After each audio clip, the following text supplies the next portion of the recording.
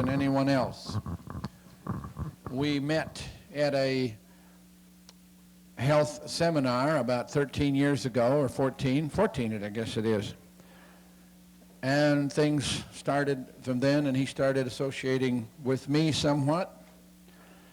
And so it's been, as far as he's concerned, guilt by association ever since. And he has to live with that, so give him a lot of patience, if you will. We've had a lot of good times together, fun together, and studied a lot of things and talked about a lot of things. He has been very, very active now this last 10 years or better in teaching a number of these modalities that have to do with frequency, energies, and a whole lot of things that are connected with those things, from dowsing through radionics and a number of different subjects. Some of them familiar to you, some of them will be more familiar to you after he's finished this afternoon. I want you to read your program and see that after this speech, after this presentation is over, you then can leave, because the title he has is The Solution. So if you know the solution, you're not going to need to know anything else.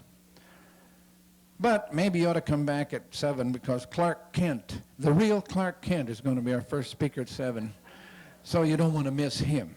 Anyway, I'm not talking about Clark now. I'm talking about Jerry, and I'm very happy to present him again to you.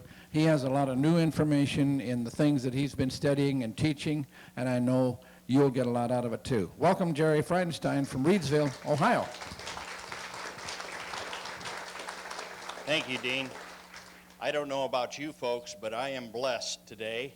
Are you blessed today, being in wonderful sunny Florida? And to think that Dean and Phyllis Stonier would put so much work together to allow us to come to this conference. It is a blessing. It is a beautiful time. It's a beautiful time of sharing. And you know how much you'll get out of it? As much as you'll allow. And you know what else? It couldn't happen to a nicer guy. So you can get started now having fun if you will allow it. You know, this is the sunshiny state of where all the people come to retire. And as Tess and I were driving down here, we stopped and saw a couple that were retired sitting on their back porch watching the sun go down. And it was such a beautiful scene. They're just sitting there conversing with one another, swinging back and forth, mom and pop sitting there conversing about what a beautiful evening it is and everything. All of a sudden, Mom reaches over and backhands Pop and knocks him right over the railing of the swing. And he gets up off the porch floor and shakes himself off a little bit, and he crawls back up on the swing and sits there for a minute and looks at her and says, "What in the world did you do that for?" She said, "Well, that's for being a lousy lover." He sat there swinging back and forth on that for a little while, thinking about that. Didn't fit too well, but that seemed to be where he was. And all of a sudden, he brightened up and he reached over and backhanded Mom, and she went off the porch swing on the other side. She got up and shook herself and sat back in the swing, and she says, "Just what in the world was that for, old man?" He said, "Well, that's for knowing the difference." So all of us take some knocks in this life where we're at, and it's a matter of knowing the difference that'll make the difference to us as to who we are, where we are, and where we're going to go with what we do know. And we'd like to look at some of that, who we are and where we are. Where have our descendants come from? Looking at a little bit of history as to what's going on. We see a timing schedule here that people used to live to 900 years of age. What happened?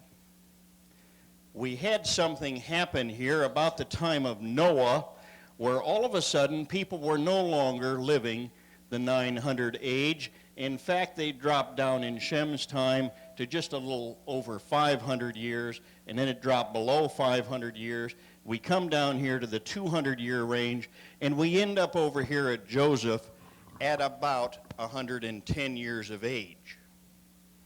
And that's where we are. We have gone downhill from there today. Now, how could it be that as a race and as history goes, we see that at one time people lived 900 years of age, and now they're living at 100 years of age, and most of them in very dire straits the last 40 years of that time, or 50 years of that time? Why is it that we have so much dis-ease or unhealthiness in our lives and in the people around us and in our loved ones? I know we don't have any people here that are up in age except for, of course, Miss Parcells. Dr. Parcells is the only one here that knows anything about what we're talking about, really. But we need to look at some things as to how we got to this situation and what we as individuals can do about it. We are where we are because we are. If we will look at what is going on, we see that we begin here with energy. All things, and you have heard from several people today about energy, and we begin with energy here. Energy, when it is configured, turns into elements. Elements become compounds. Compounds are configured into substances. Substances to cells. Cells to tissue. Tissue to organs. Organs to systems. And systems into a body. That's you. That's who you are. You, the body, when you have your soul connected, become man. Man works together and becomes mankind. Mankind, then completing himself, can become a family. A family can become community, community, city, city, state, state, country, and country, continent. Now, we all work together, ladies and gentlemen, whether we look at it that way or don't look at it that way. If the elements are out of balance, it will affect man. If the man is out of balance, it is because the compounds are out of balance, which were predicated upon the elements. And as the compounds and substances become out of balance, it affects the family. If Dad wakes up grouchy, the whole family is going to get off to a bad start, right? This affects the community because Dad's pay goes down because he walks into the boss and he's grouchy and he says, "I quit." So that affects the community, the welfare of the community, the city, and so forth. So we see that everything on this chart is totally interconnected, and that's who you are.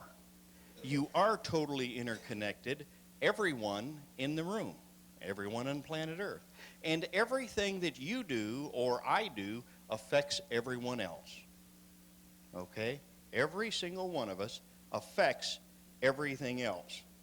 Who we are and what we are. Now, these compounds are in many different configurations, or these elements rather. We have at the top hydrogen, which is a very simple configuration. And down below here we have carbon, which is much more complex. We see the different orbits of energy around here, and the energy charge on each of these parts of this substance, the energy charge here, dictates what it is. In this case, it is carbon, and carbon has a specific energy or a specific frequency. Everything has a specific energy and a specific frequency, and what gives it its energy or frequency is these electrons spinning around here at their specific rate and their specific weight. If we were to look at a chart of that, my golly, all of these got upside down, didn't they?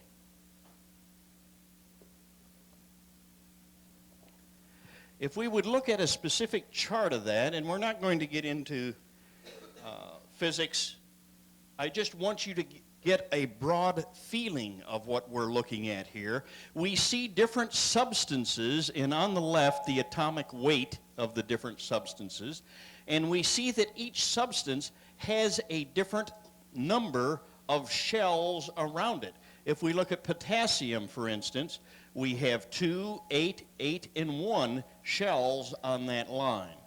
If we look across here, we see on tantalum, we see 2, 8, 18, 32, 11, and 2.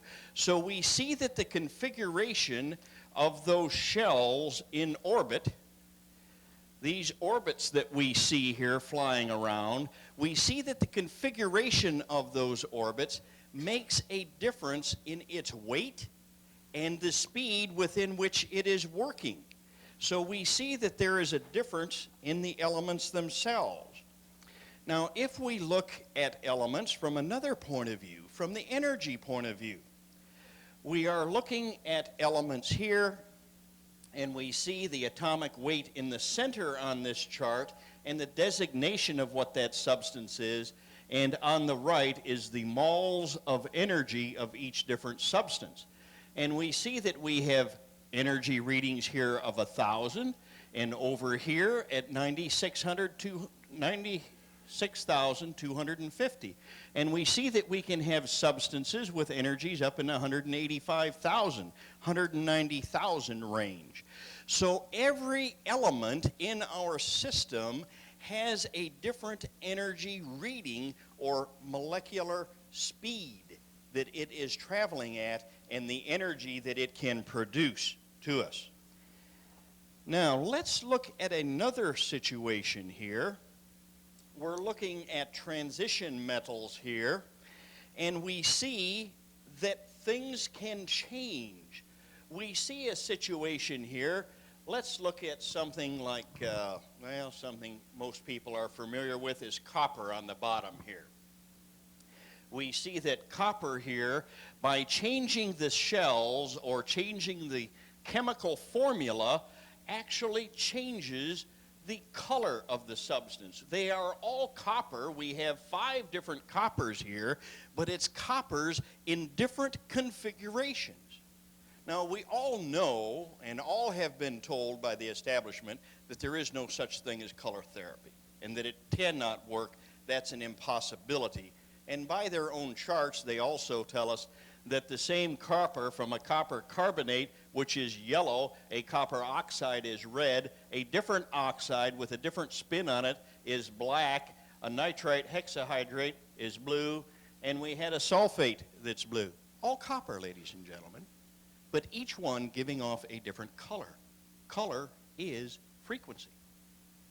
It has always been frequency. That's all it is, and that's what runs you. You are light. You have heard that several times. It is how you function with that light and understand the function of that light as to which type of copper you will be resonating with and at. Okay? Now, I'm not trying to get deep into this type of thing. This is a long class in that type of thing when we teach those types of things. But I want you to see how you interact, how your body interacts, and you know what? It does it without you. You didn't even know that, did you? It does it without you ever thinking about it. It is doing it in spite of you. In spite of the Big Mac, in spite of the pizza and Pepsi at 10 o'clock at night, it still does it in spite of you. Okay? So let's look at a little situation of light. And we see here we have a nucleus and electrons flowing around this. And we have the electrons can gain energy when moving to a higher level. So we see that things can change in energy. Okay? A photon is a bundle or quantum of energy traveling in waves. The electrons give off light energy, and the photons when they move to a lower level.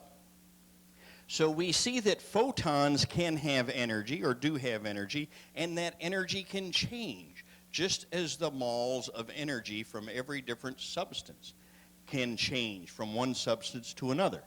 What types of light do we have? Oh, we have sunlight, for instance, is one type of light. We have something like radio waves, which is a type of light, and it's invisible. We cannot see it.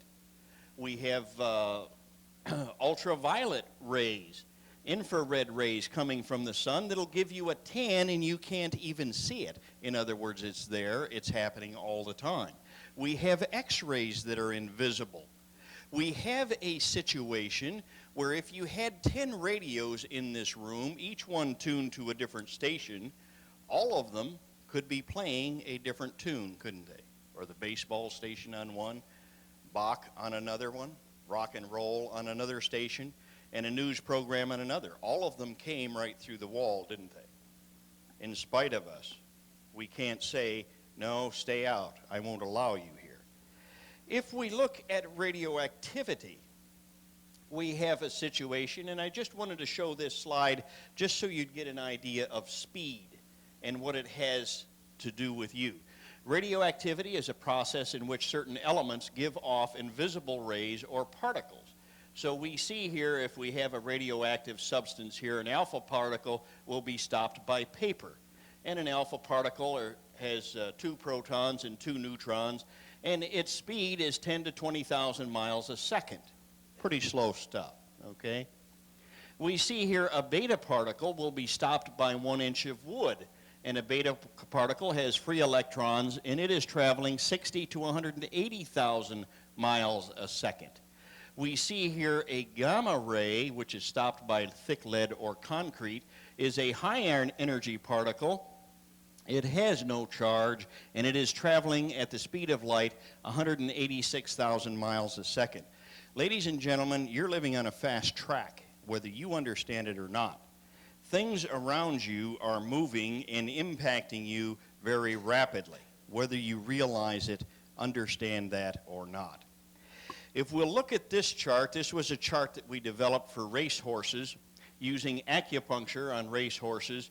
And we see in this column here, in the first column, the average of a group of horses in a stable as to where the electrical system is, okay? Where the electrical system is in this group of horses. And you see it right here. And we see that we have the thing paired. If you will look at this here, I hope you can see that. Let me get down out of the way. If you look at this chart here, your electrical system, your acupuncture meridians are on a clock. In other words, you'll see here that the stomach here is high at 7 to 9 a.m., and the opposite of that is circulation sex. It is low at 7 to 9 p.m.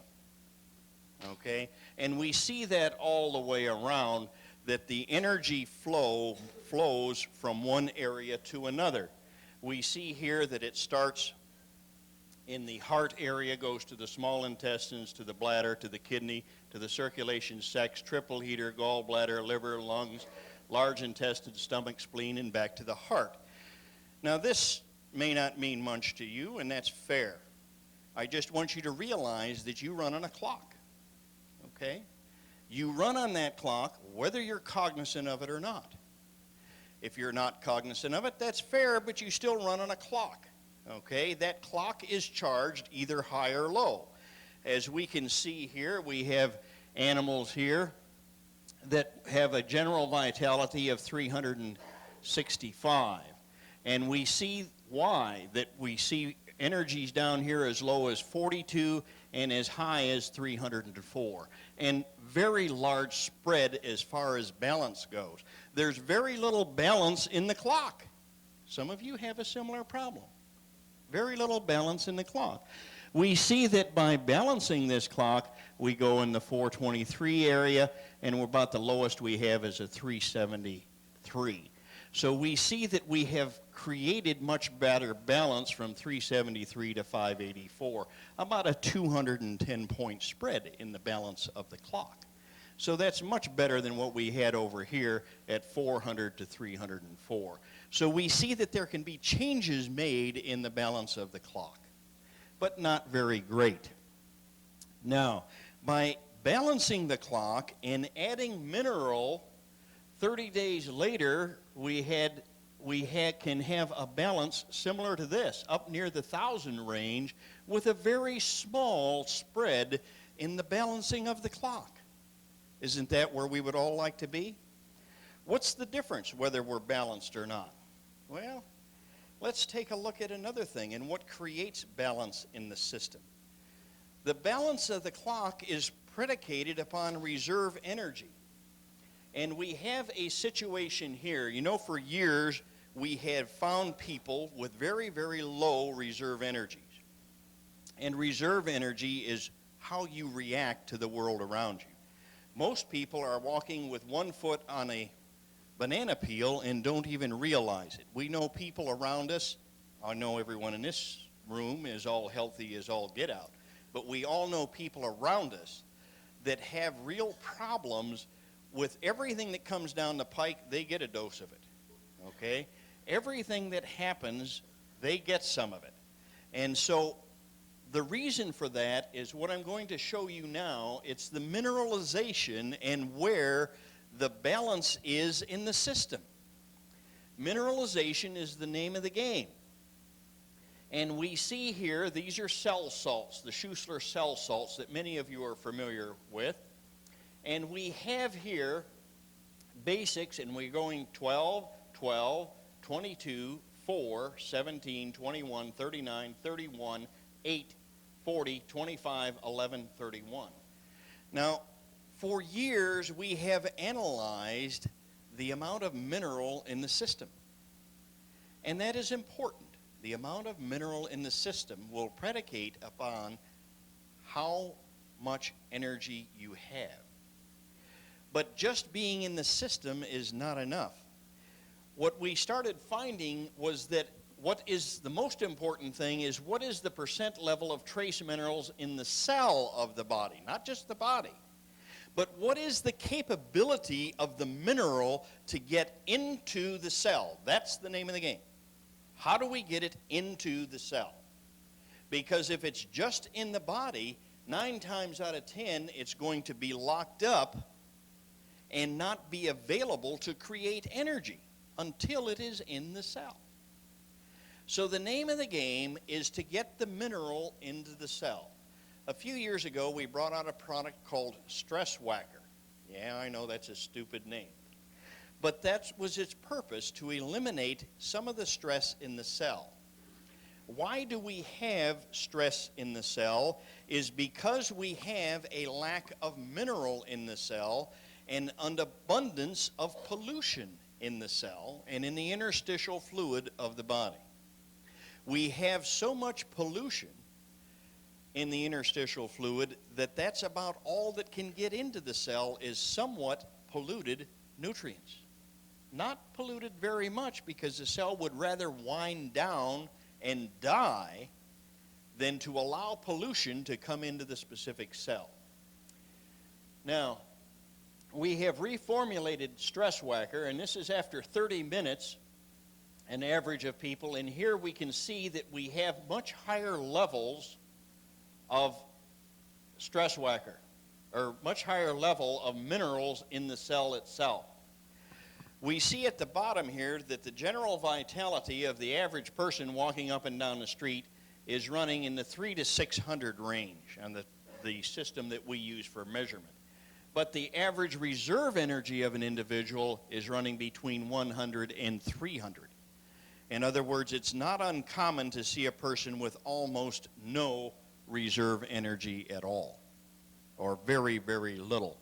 And that predicates how healthy they're going to be and how well they interact with what's going on in the system, in the world around them. Whether they pick up the flu from one person or another person, okay? So we see a situation here of reserve energy makes all the difference in the world.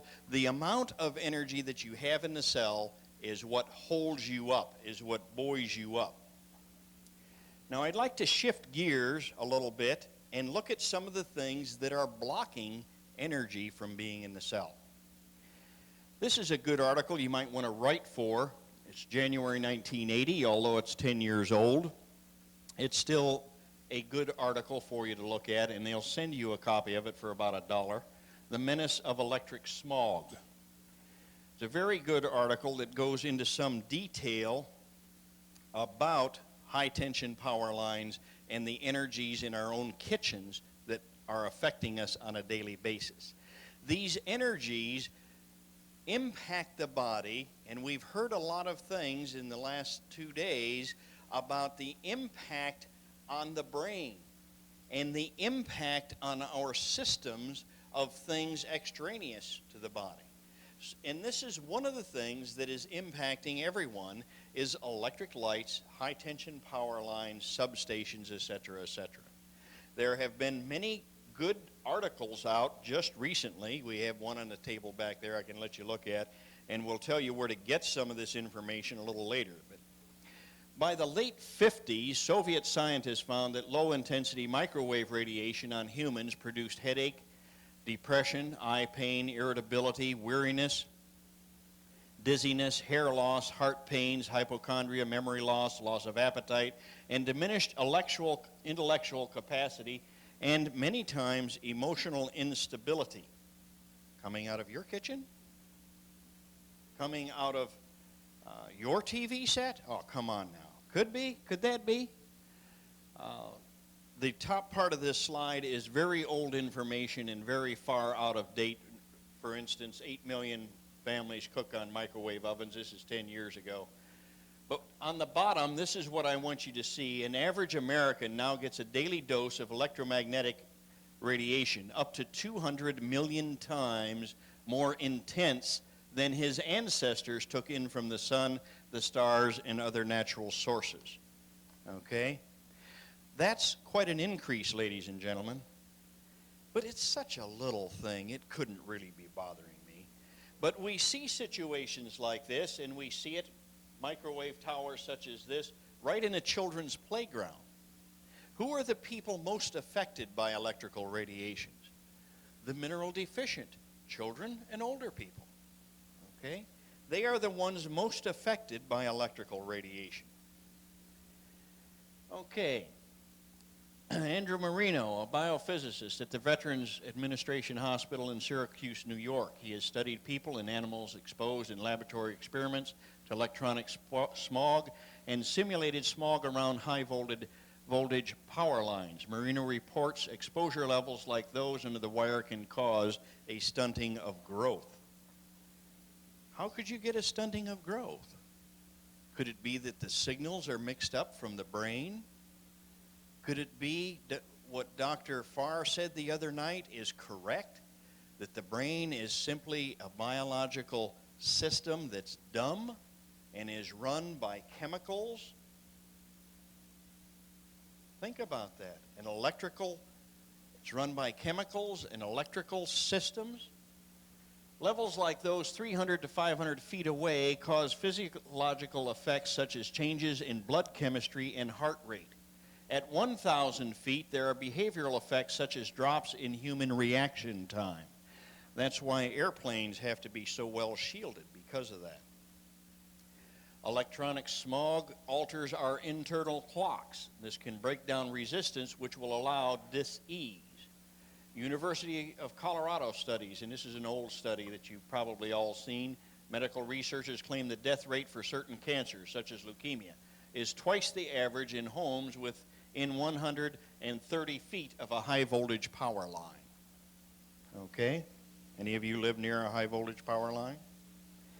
In '62, the CIA discovered the Soviets beaming radar like microwaves into the U.S. Embassy in Moscow, a radiation of .002. The CIA set up experiments and irradiated monkeys with the same .002. In 2 weeks, the monkeys developed nerve disorders and immune system problems. Immune system problems? You mean something like we have in this country today? Embassy personnel were asked to give blood samples to test the diseases in Moscow's water. You mean those people lied to those folks? 1/3 had white blood cell counts almost 50% higher than normal. This is a characteristic of leukemia. Former embassy personnel have higher rates of cancer. 2 U.S. ambassadors in Moscow subjected to these signals have died of cancer. And that's old. There's been several since that time. And, you know, it used to be an 8-year tour of duty to go to a foreign embassy like that. You know, in Moscow, it's 6 months. 6 months there, 6 months home. Okay? For more than 40 years, reports have been written and experiments have been conducted and observations recorded on the effects of electrical fields upon the mental faculties of human beings. It's well known that strong pulsating electrical fields pulse within the frequency range of the alpha and beta rhythms of the human brain can interfere with the physiological functioning of the mind and produce devastating psychological effects in most people. That's strong statements. Okay, Dr. Marlin and this other fellow reported in the British magazine Nature report an apparent link between the daily number of admissions to the cardiac and thoracic wards and the daily planetary index of geomagnetic activity. Oh, you mean that stuff coming from the stellar atmosphere and from the sun have something to do with what's going on in the cardiac wards of the hospital? Strange, strange. Geez, you mean there's radiation from the sun, the moon, and the stars that is affecting who I am and how I interact on planet Earth? Yes, that's true. Not only does it take things, admissions to hospital to sky-high levels, but we also have very large changes in what happens in the stock market as to what's going on. Have you noticed some wild fluctuations lately? You know that we had a sun eclipse just recently. We had a moon eclipse just in the last week. Lots of things happening that are causing these things to go on, ladies and gentlemen. This data suggests that admissions increase with magnetic activity to much greater extent than could be explained by chance. And there are very big studies on that type of thing, ladies and gentlemen. Big studies. They've been going on for years. There are several mechanisms by which ELF, electromagnetic fields, might affect living tissue and animal behavior. ELF is extra low frequency, and it's very low frequency stuff. These mechanisms are the atomic and paramagnetic effects. Okay, by that, remember the first charts I showed you on the chemistry of what makes up a substance? Those substances can be changed by the electrical fields that are striking the body. Okay? Those substances, and therefore the color variation of those substances can be changed by electric smog. We can have molecular structural effects. In other words, the valence bonding on those substances can change and create changes. We can have resonant effects of the cell, organ, and electrical and mechanical systems. In other words, you can get extraneous frequencies in, like little radio broadcasts that are coming in to impact the brain that can create some of these changes that change what's going on the cell and organ level. Strange readings happen. Strange things happen to the body because we are getting extraneous information. And we see that we can have neurovascular behavior effects from these types of readings. So we can really have wide-ranging things going on here, changing our systems from the electrical smog that we live in and the type of frequencies that we are working with. I was going to clean this slide up, but really, none of us live in a cleaned-up world. We all live in a messy world, sort of like my drawing.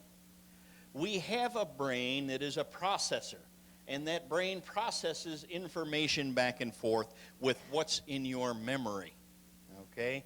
In other words, we have external and internal input that comes to the processor. The processor looks at the memory and says, what do you know about this here going on, Charlie? What's going on here? And then a decision is made and an output is put out here, and we have a motor action response from it. What the slides before this showed us is that some of those changes turn about by what's going on in the cell and the electrical energies around us. Okay? So we see a situation that things are changing dramatically. It's sort of like a football team. You know, a football team may have almost 100 players on the team. But what is actually on the field are only the 11 players. The first string are the only ones on the field. But as the football team gets tired out, gets torn down, then we have a situation that comes about where we have to start making changes, and the football team, the mainstring is pulled out and new blood is put in. That's like the reserve energy in your systems. The reserve energy in your systems may be like the first string on the football team. There's 11 players out there, but you'd better have 40 or 50 in reserve that you can put in as special teams, as defense and offense on that team. And that's where most of us are, is the mineral in the system is very low because of pollution of one type or another. Okay? It can come from the foods that we eat, from the water that we drink, from the air that we breathe, from electrical smog, from many different things. Could we have a volunteer here, possibly somebody that works on a computer and is noticing some slowdown in their reaction time? Or do we have anybody like that here that's been having computer problems or knowing electrical problems? Okay, do we have anybody here that works under fluorescent lights all the time? Okay, we've got a gentleman here. Could we use you as a volunteer? Okay. Could we turn the television set on here, please? Could you come up here, sir? I think most everybody here knows about muscle testing and that type of thing. And we know that, or we've been talking about radiation and some of the problems with radiation. And what we'd like to do is we'd just like to see, let's stand you away from that for a little bit here. We'd just like to see what happens with radiation on an energy field that is subjected to radiation all the time, okay? Could we just have an arm up here? And let's do it, just breathe normally if you would. Let's just have a little muscle test. Okay, very strong. Let's step over here in front of this unit. Okay, and let's see if radiation affects this gentleman. You see a difference? You can hold it up, but you're struggling to do that. You can see the difference. Okay, let's put something on him. I think it may have gone off here. No, it's trying. It's flickering, I see. It's still on, I guess. Okay, it's still on. Let's put something on you that is designed specifically to block radiation. Resist. Can you see the difference there? Okay, let's take it off again. The problem with it is there's a residual effect. Resist. See the difference? Yeah. Okay, put it on again. Resist. Much stronger. So we see that there are things that man can do to block electrical radiation. Thank you, sir. What that will do, if you will block the electrical radiation, then the system has the ability to start throwing out the poisons and toxins that are in the cell and in the interstitial fluid. What happens is the body works very much like a chemical factory. We are a mineral system. We run by mineral. We are actually an electrical system, but what carries the electrical charge is the mineral. So if we want the processor to function, regardless of what the internal or external input is, we've got to block some of this external garbage as we work at blocking some of the internal garbage. So if we block the electrical radiation, that will help that end of things, only that end of things. Now, the body, every cell in your system works exactly like a chemical factory. A chemical factory, when they have a situation that comes along where they have a spill, the first thing they ask for is the lime buggies. Okay? They bring the lime buggies out to spread on the spill. Calcium, folks, calcium. That happens to be what you have more of in your body by volume and weight than all other mineral put together. So they bring the calcium out in the chemical plant and spread on the chemical spill to block the chemical spill, to neutralize it. And that's the same thing that's going on in your bodies. So when we have a situation of external energies coming in the form of chemical poisons or metallic poisons or what have you, what happens is the mineralization drops lower and lower and lower in the system. It is tied up. The mineral is tied up. And the same process goes on in the fields where you get your food. You see, the more chemical in the field, the more chemical that is put on the soil or on the plant, sprayed on the plant, ties up more and more and more mineral.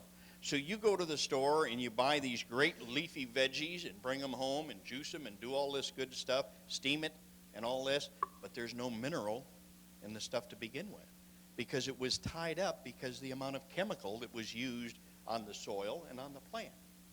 So we have a real problem with this. It's hard for us to get enough good mineral into the system. So we need to block some of these chemical poisons, and the pin armor is one way to block electrical smog. If you can block some of the chemical poisons by buying your foods in the right places is another very important thing to begin building reserve energy. Just getting mineral into the system is not important enough. You've got to get it into the cell to build reserve energy. And that will dictate whether you're going to get sick or not. Now, we've put on everyone's seat, which is this last month's newsletter that anybody's on our mailing list will be getting anyway. I'd like you to turn to page 3 because I'd like you to look at something that's coming down the pike causing problems that most people don't associate that it has anything to do with them. This is the sunspot cycles as to what's going on. And if you look at page 3, the charts here, you'll see that you're in sunspot cycle number 22. Okay? Anybody that doesn't have one, somebody will pass you out. There's some in the back that need some, came in late or what have you. And they'll get one to you. You'll see that sunspot cycle number 22 is going on now, and we see that it's going to be peaking out here in another 2 years. It's going to be quite a while before it peaks out. And then it's going to, from their prognostications, it's going to continue going through 96 and then begin heading down. This is the highest amount of radiation that they've had from a sunspot cycle they expected in this cycle since the turn of the century. When the last sunspot cycle of this duration and this high of an intensity was when they had the big flu epidemics at the turn of the century, where whole towns were wiped out, ladies and gentlemen, because of flu. You know, we live in the state of Ohio, and right next door is West Virginia and Kentucky. And in both of those states, we have a situation now where they have whole school systems that they are closing down. Whole counties, the schools are closed because of flu epidemics. Well, ladies and gentlemen, it could be coming to your town. And the only thing that's going to keep you from that type of thing is having high enough reserve energy that it's not a problem for you. So it's up to you to see that the reserve energy is high in your family. And how you do that is by getting mineral into the cell. You may have to block electrical radiation. You may have to keep the system balanced. And that silly looking little pin armor here that I showed you a few moments ago is one of the least expensive ways that I know of doing that. We saw on one of the slides here some of the work that's been done in England about the flu epidemics and how they rise and fall with the sunspot cycles. That's been studied for over 100 years, ladies and gentlemen. And they know very well what is going on. So we see a situation that much of the flu epidemics could be connected, has been proven in the past to be connected with sunspot activity, and we're into one of the highest levels of sunspot activity now. Now, let me get back to a slide here and show you something in a little more detail. What we have when we're looking at minerals, and what goes on in minerals. Where did it go? Here we go.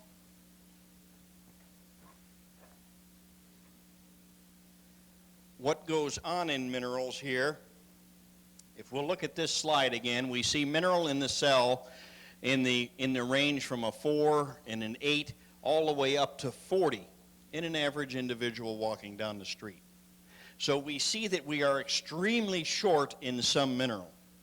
By adding mineral that is designed specifically for the body chemistry of man and the micronage of man, such as stress whacker is, and you can check it against any other mineral that I've seen on Earth, there's nothing that'll compare with it to its ability since the last revision, which was about a month ago on it. We do have new labels coming, by the way, but they're not there from the printer yet. We see that the vitality of the mineral in the cell is up as high as 91 and as low as about 67. So that's quite an increase, about a tripling in energy and much better balance than what we had before. Balance is the name of the game. Remember the electrical system slide we showed you just before here? Balance is the name of the game, folks, not high numbers. We see a situation here by using an instrument that we call the solution, that you could take a specimen of stress whacker, put it in the solution, and in 55 seconds, actually less than a minute, it would make a substance, balance that specific substance with the body chemistry of the individual's picture in the unit. It analyzes the positive and negative and puts the difference into the solution well, into the substance that you have here. And we have a situation where balance comes in from 98 to 101%. After taking that, we will have, in about 3 days, we'll have a balance all the way through. So we see that we have automated instrumentation now that can fit a substance to the specific body chemistry and energy field entered into the input well. No schools, no classes, you don't have to go anywhere to learn anything. It's automated. Even I can run it. Okay? It's a very simple process.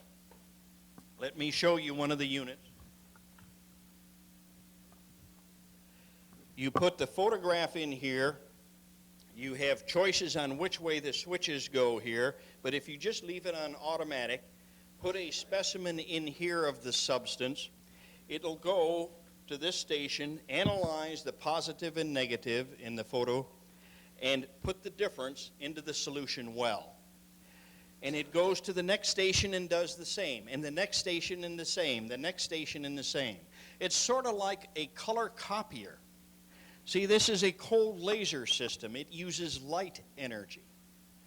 And it's like a cold laser, or I'm sorry, like a copy machine that we have now, a color copier. There it went off in 55 seconds, folks.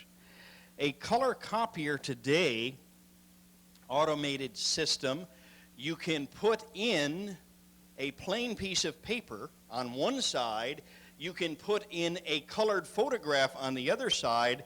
The copy machine will analyze on what's going on in the color photograph and make a duplicate of it over here. Okay, some of the same principles are designed into this instrument. We have not written anything up on it because I just don't want it out to everybody. I don't know how long it's going to be around. Okay? It is set up where we have cords that will plug in. When the cord is plugged in, you can lay it on your countertop, and you can purify your water. You can purify your food, take the chemical and metallic poisons out of it. Okay? It's quite an exciting piece of equipment. You can take photographs of your field and a soil sample in it of the field, put it in the instrument, drop this down into the tank of your spray machine and make a a spray tank full of a solution specifically to the chemistry of that field. You can also go through your reagents and find out what other nutrients might be needed by that field. Okay? It's an awful lot of equipment for $750, folks. It comes also in an automated unit for home use. It doesn't have all the capabilities of this. You have to actually be there, stick your finger in the hole, and put a substance in the other hole here to collect the energies, a sample of stress whacker, if you will, something like that, and actually make a chemical or a balanced substance to the specific body chemistry that will do the same type of thing here. That unit, which also has the cables with it, which you can purify water, purify food, and make a substance for balancing the body chemistry, is $295, folks. There's no reason for any family to have problems, because you now, the average individual now has the capability of building a substance to fit exact body chemistry. You can use plain water if you wish to. You can use any substance. You can use a homeopathic substance in this unit here and clone it. You know, in other systems that we use, like the SE5, I had a veterinarian come to me here a few months ago and said that he saved his customers $45,000 in 1 year in using the SE5 on drugs. $45,000 in 1 year on drugs. When he took one look at this instrument and said, man, I got to have one of those today. We had a chicken farm, actually an egg farm. They raised 350,000 chickens. He took one of these instruments home, and on one house alone, putting it only on the water, the average death loss of that house, 76 chickens a day. In 2 days, the death loss was down to 7 chickens a day. The third day, he called up and ordered 12 more units. Okay? That shows you the type of capability that a person has when they have this type of equipment. There's no reason that the people that understand what's going on has to go through a flu epidemic. There's no reason that you and your family have to put up with dis-ease, because automation is here. The solution is here, and it's up to you. Okay? It's a free world. All you need to do is understand that it's here. Is this a blessed day or a blessed day? Is it a great conference? Super. Thank you.